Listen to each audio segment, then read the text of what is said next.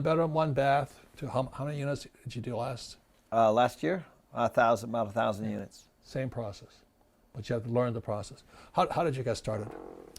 Well, I was probably not unlike a lot of people where I went into college not really having much direction on what I wanted to be or who I wanted to do, but there's a tremendous amount of pressure on a kid, to pick. And so what happened was a friend of mine called me up and he said, hey, if you want, you can manage this building downtown Seattle and you get free rent. And of course, as a college kid, that was really appealing. So that's what I did. I ended up managing a 60-unit building downtown Seattle.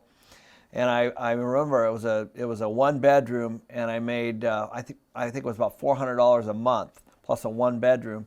And of course, I was collecting the rent and turning the units and all those kinds of things. And so that was really where my real education began. I didn't know it at the time.